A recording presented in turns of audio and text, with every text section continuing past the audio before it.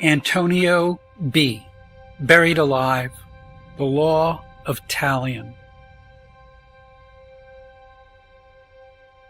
Antonio B. was a talented writer, esteemed by his fellow citizens.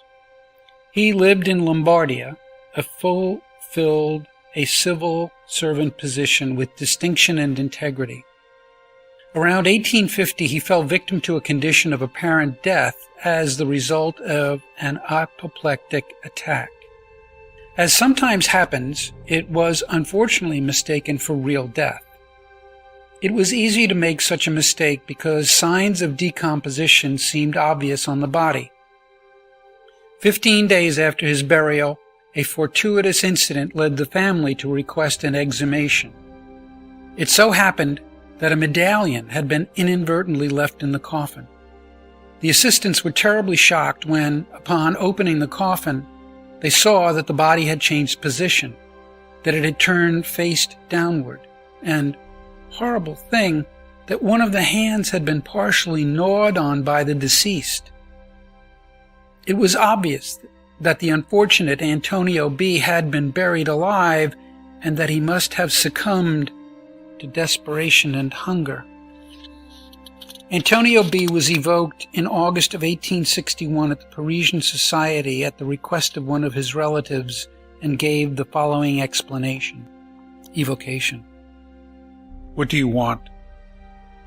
One of your relatives has asked us to evoke you. We would appreciate it if you could answer us.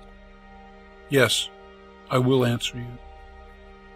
Do you remember the circumstances of your death? Of course, I remember. But why awaken that memory of punishment? Is it correct that you were buried alive by mistake? That is the way it must have been, since apparent death displays all the characteristics of real death. I had lost nearly all my blood, but no one is to blame for an incident foreseen before my birth. If such questions are prone to cause you sadness, should we stop? No, you may continue. We would like to know if you are happy, for you left behind the reputation of an honest man. Thank you very much.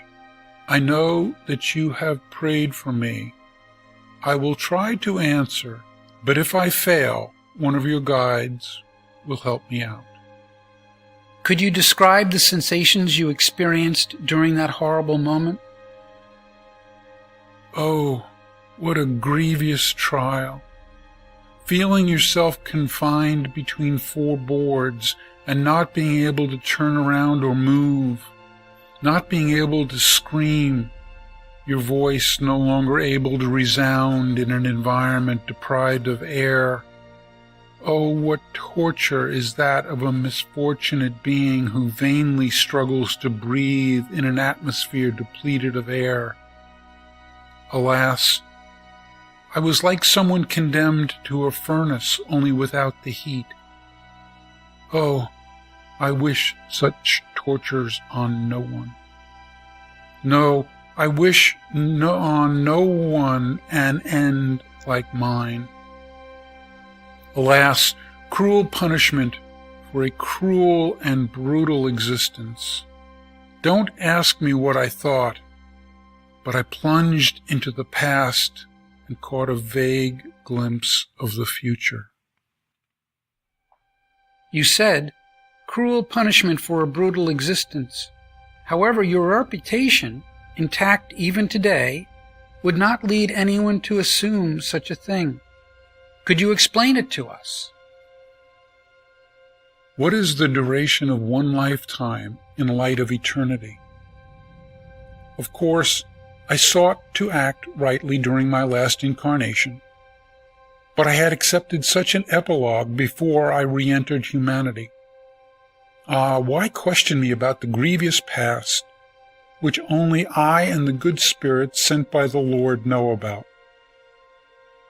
Well, if you must know, I walled up a woman, my wife, alive in a cellar.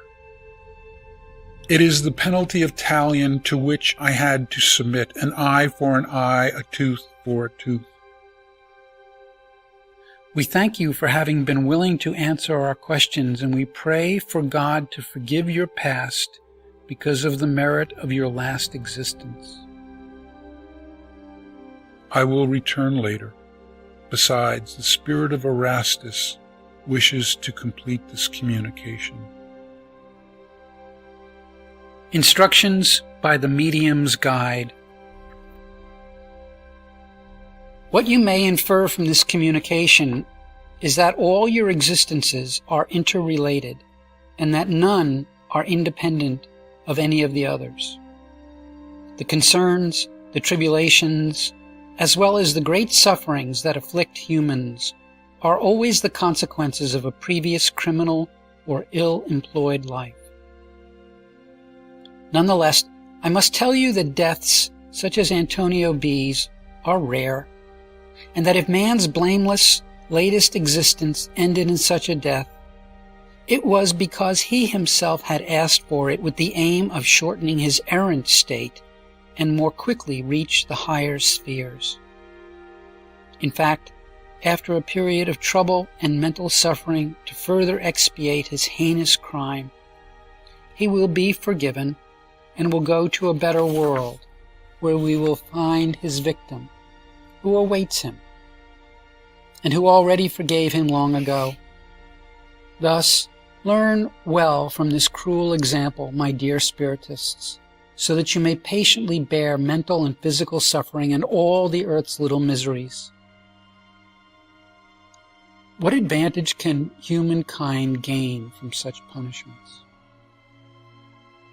Punishments do not occur in order to develop humankind, but to punish the guilty individual. Frankly, humankind as a whole has no interest in the suffering of one of its members. In this case, the punishment fit the wrong.